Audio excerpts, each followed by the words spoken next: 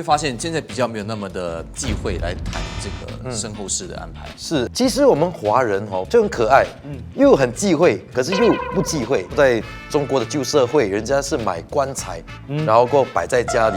从小就患病，然后在2014年的时候，我的爸妈都过世了。曾经的他们住的地方啊，睡过的床啊，走过的路啊，都会想起他们。我们还没进化猴子的时候，就有埋葬，或者是捡贝壳，或者是放一些食物、水果什么在遗体旁边。我36岁，现在葬礼要怎样？要热闹，要风光。其实还蛮想开个 party 的。因为我自己本身喜欢去看演唱会，所以我可能会播那种我喜欢的歌。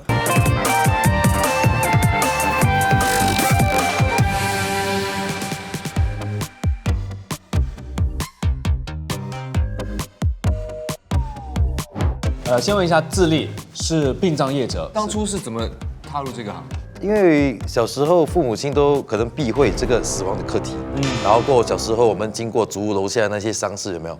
父母亲就会跟你讲，哎，不要看啊，然后要回避，然后这个就勾起我的那个兴趣。为什么不能看？因为我觉得说我们新加坡的那个祖屋楼下的那些丧事的文化都很特别，有些分不同宗教，有些时候就比较平静，有些就比较热闹，所以这样子那些色彩就让我觉得说，很有兴趣了。明白。其实我们请来 Dorothy， 其实她也是在整个生命当中也是算是蛮坎坷的。从小就患病，然后到了一个年纪，我妈妈也生病了，然后在2014年的时候，我的爸妈都过世了。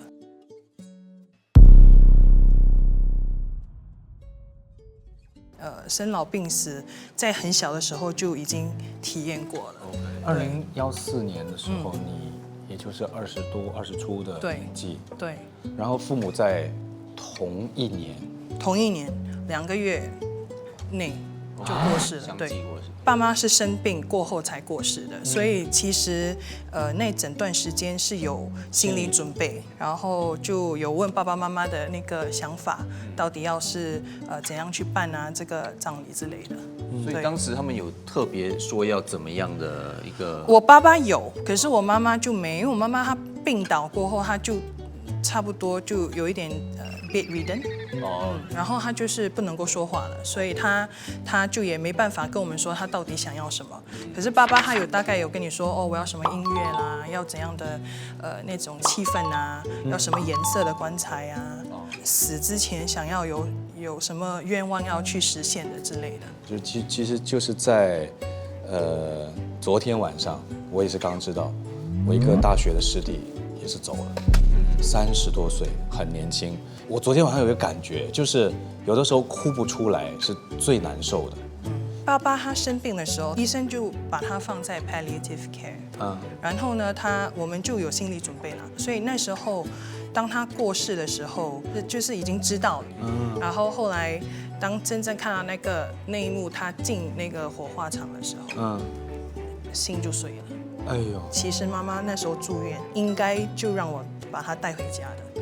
可是因为那时候我真的一个人嘛，我哥哥在国外，然后我没办法去把她带回家，我就说我可不可以延迟1-2天，等我拍完了我的那个工作，我就去接她。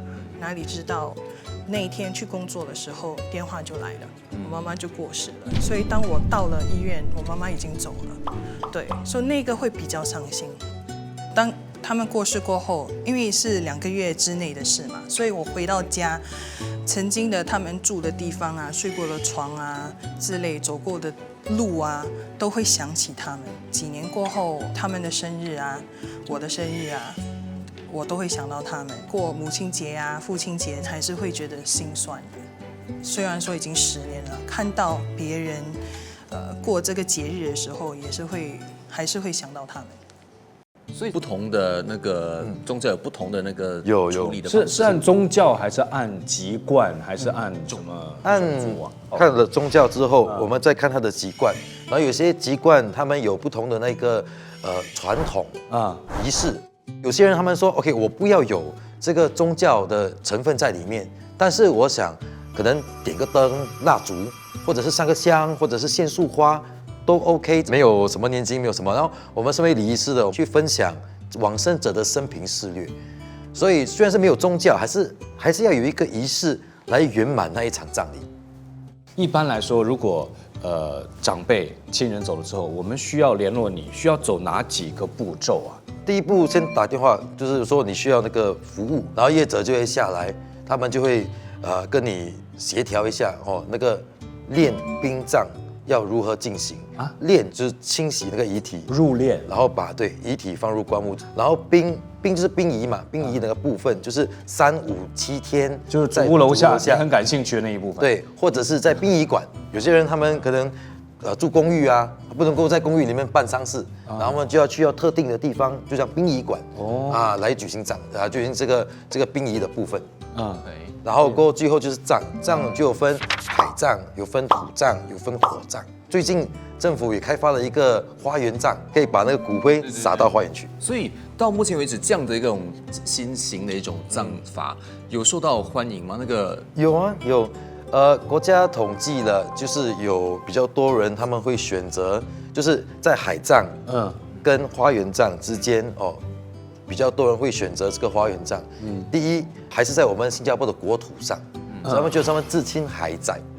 第二，选择这个花园葬之后，因为新加坡现在的家庭越来越小，然后他们也不要后代他们麻烦清明节要去扫墓上坟什么这些的，所以他们就让这些骨灰撒到那个花园去，然后后面可能也可以省略了这个上坟，因为父母认为说孩子他们可能有自己的生活啊，自己的工作啊，不要麻烦他们。毕竟父母在生的时候，孩子都已经尽孝了，往生了之后傻，然后让我自由，让我走。这我想问两位的就是说，我们常常去给家人做丧礼或者给别人做其实真正的那个当事人已经不在了。那么这个葬礼或者这个仪式，到底是为了谁而办？我觉得当初办可能是因为也没有想过说是一个选择可以不去办。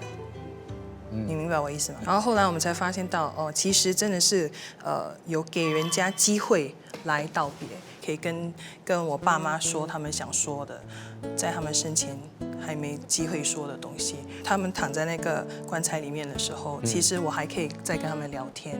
所以其实那5天对我来说是很重要的，因为你慢慢的在接受说他们已经过世了，然后当他们在火化的那个路程上，你也比较能够接受。虽然说还是很心痛，不过还是没有我想象的那么的糟。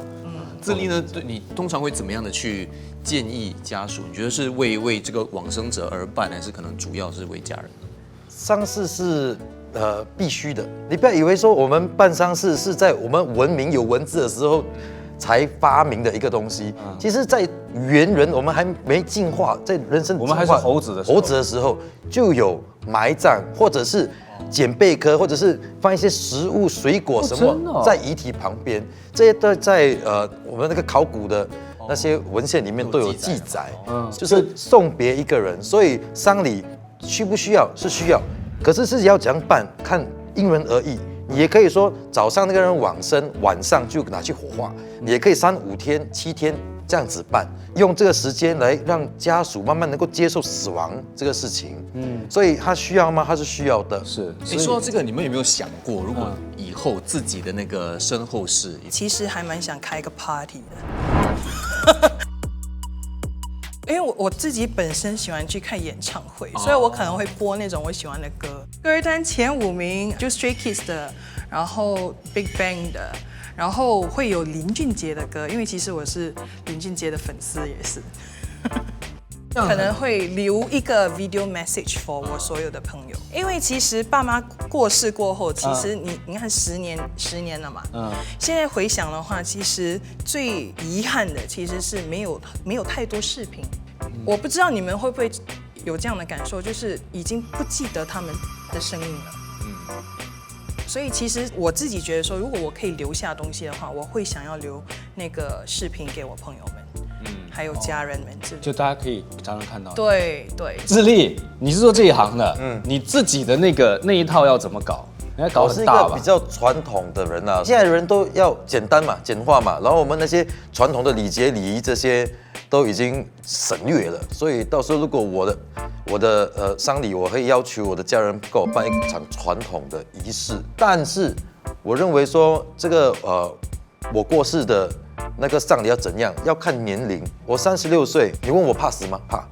因为我觉得说世界是多么美好，对多么有希望，对，还有明天，还有后天，还有机会，对，现在葬礼要怎样？要热闹，要风光，朋友全部聚集，让他讲 party 啊，这样子有没有 KTV 啊？全部来这边唱歌喝酒 on the house。等到我63岁，可能到时候我会讲说，哎呀，人生都已经这样子了，就静静的离开吧。就是你会不会发现现在比较没有那么的忌讳来谈这个身后事的安排？是其实我们华人就很可爱，又很忌讳，可是又不忌讳。在中国的旧社会，人家是买棺材，然后过后摆在家里。我们华人的礼俗，在父母亲的60岁出嫁的女儿要买寿衣，来给父母，就是增寿嘛。以前人都不忌讳嘛，先买骨灰啊，先买坟地啊。我也没有跟父母谈过他们的身后事，但就像我们今天跟自立聊了之后，我觉得我们华人传统上还是比较会忌讳这种课题，但是可能要找个机会，要好好的来聊一下，可能就以比较轻松的方式，希望也不会那么的忌讳这个课题。我不太会跟父母谈他们的那个葬礼，因为我一直觉得葬礼就是办给活着的人的。我觉得，与其想怎么给父母风光大葬倒不如活着的时候好好对他们。你们这个行业有越来越多的年轻朋友加入，所以你觉得这个行业本身又具备什么样的吸引力，会一直有很多年轻的朋友心血加入？是就是一代换一代嘛因为很多我们的前辈都老了，一定要有人做这行嘛，你知道吗？所以现在我们不只是有年轻人，而且我们还有实习生 intern。就在等大学的期间，他们就来我刚刚送走了一个，刚3个月满。大学有这个专业吗？大学都没有这个专业，可是他们希望说在还没升大学之前，去体验一下身为一个殡葬业者是怎样。所以为期3个月，他来做intern。是一个女生是收入还不错是吗？没有了，intern也知道了intern，但是每个人都认为说我们做殡葬业者都是很好赚很多钱，这是错误的。纯粹是爱好，不是现在很多东西对货比三家嘛，你知道吗？所以有很多人他们在至亲离世了之后遗体就放着，然后我们去上网，然后过去货比三家，然后才来决定要给哪一个寿板店还是一个业者来做。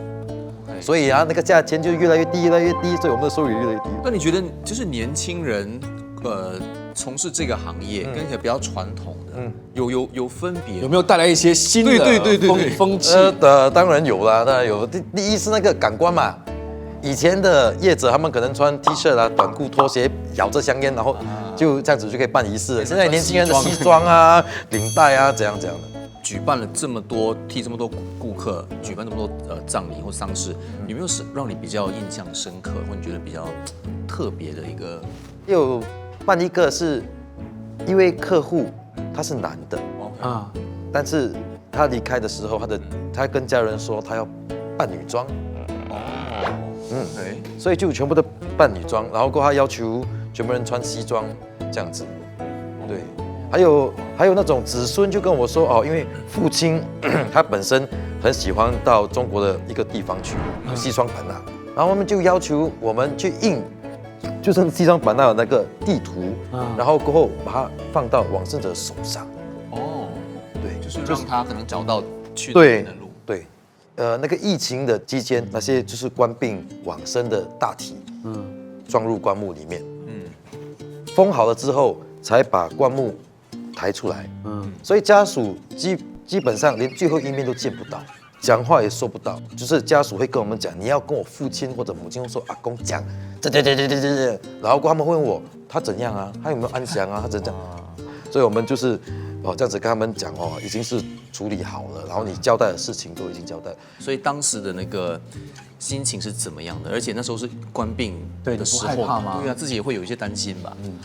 疫情还没开爆发的时候，我们的公司有派我们的团队去学如何去处理传染性疾病的案子。那个时候冠病刚刚爆发，然后也没有疫苗，在公司里面就造成了一个很大的一个争执谁要去嘛？对，然后我跟我的伙伴也因为谁要去，要不要接这场工作，闹翻。闹翻了。闹翻，因为赚钱是赚钱，可是我们不可以就是让我们的团队，然后工作人员去搏命，对，这样子。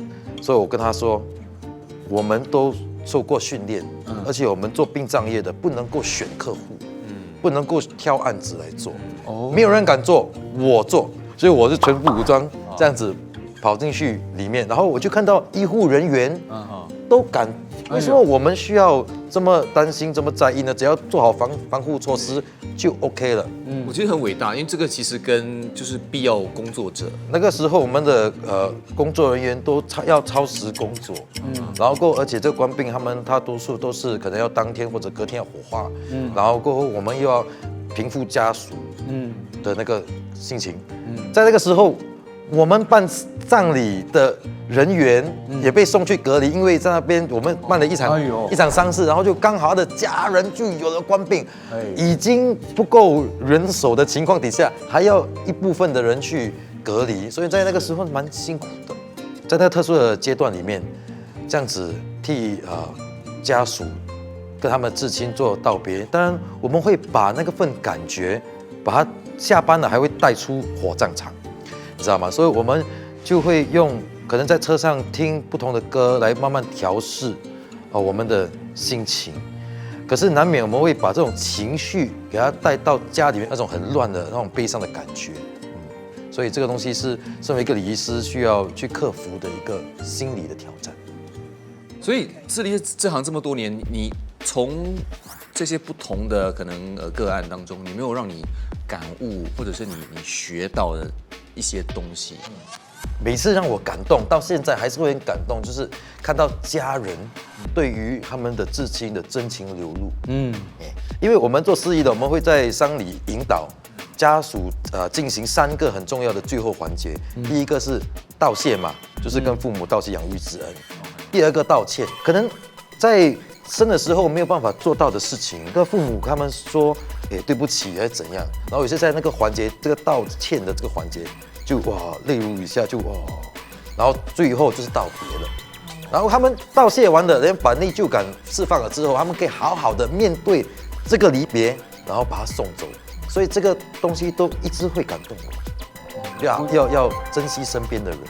对，其实现在很流行一种就是生前葬礼，或者就是生前那种告别。Dorothy 会想过做生前的一个告别仪式吗？曾经想过，可是我觉得说，你也不知道你几时真的会走，所以，就没有去想了。那这个概念就是让你在你走之前，对，就先办好。我看个人吧，因为就是你跟你朋友之间的感情有多深，然后你到底想要得到什么，然后对你重不重要？就是走之前，如果你朋友可以跟你说的话。重要的话，可能就会想要去举办一个这样的东西。如果你觉得说，每天都会很珍惜彼此的话，我觉得也不太需要去做这件事。其实，我们换一个角度来看，其实做寿就是很像生前的告别，就是说60岁我办一场，70岁办一场，老人家嘿我还没死，我还在，对，然后80岁嘿我又还在，但是就在那个里面，他们就会想，我们的爸爸妈妈或者祖父母差不多也要过世，他们的遗产，他们的什么东西，我们可以事后我们可以聊一聊、谈一谈。所以以前人是比较被动，现在人那个生前告别那个是比较主动，就是说我要死了，我要走了，我要离开了，可是我买好了这个东西，买好了这个东西，遗产都立好了，然后跟每个人说，如果明天是你们的最后一天，那今天你希望如何去度过？这生命中的最后一天，有没有什么特别的想法跟要求？去大吃一顿，然后把我现在不能吃的东西全部吃下去。很多借口不能吃啊，因为会过敏啊之类的东西，所以我想一次过全部吃下去。如果是人生的最后一天的话，当然是，就是跟你所说的那个 party 有没有？早上可能先跟家人怎样吼？是这个早餐，这个早餐哭哭抱抱，怎样，然后过后晚上就是喝酒，就是全部聚会跳舞、唱歌，然后等着那个时间的到来。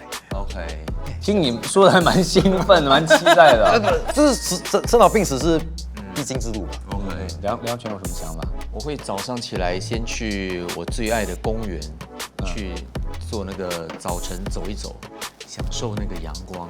之后呢，去吃那个传统的南洋早餐，喝一个咖啡，然后呢，还是要去健身房。你可能觉得我疯了，真的疯了，你神去练一下泰拳。之后呢，午餐就可能约几个朋友，我比较挚友，密码跟他们先说一下，然后一起吃个午餐。之后呢，晚上的时间可能就留给家人吧，跟家人吃一顿晚餐，然后再好好的告别。我觉得差不多就这样。我应该是在一直删我手机里面不给大家看的东西，我应该是会删一整天都删不完的，朋友们。直接按 format 算了。也是有可能。当然开玩笑了，我会坚守在前线开讲的节目里面为你主持。最好是啦。所以希望透过我们今天这个讨论呢，可以让大家不要去避讳这个死亡这个课题，可以像刚才Niki 所说的，先做好一些规划。是，如何好好的跟这个世界告别，是我们每个人都要去思考的问题。不过重要的是呢，在你走之后，不要给你的朋友跟家人带来一些不必要的烦恼哦。感谢收看这一集的前线开讲，你可以在 Me Watch 8世界还有 YouTube 收看更多的节目。谢谢两位，谢谢。其实那时候爸爸在他昏迷前的那一前段，我们有一直在沟通，然后每次他在提这件事的时候，我有点小抗拒。其实一开始的时候，因为还是不能够接受说他得走了，然后当他每次都跟我说不要哭啊之类的时候，我就会跟他说哦好，我会勇敢，然后我会慢慢的去接受这个为事实。昨天晚上我知道自己的这个学弟就走了哈，当下真的很难过。昨天晚上就很痛苦，然后今天会好一点。我安慰自己的方式就是从他身上汲取教训，照顾好自己的身体啦。然后第二就是努力的替他活下去。然后也想跟所有在看节目的朋友们说，求你们好好活着。照顾好自己的身体，就是对朋友最大的安慰。我现在突然明白父母说的那句话，就是我什么都不希望，只希望你健康的生活。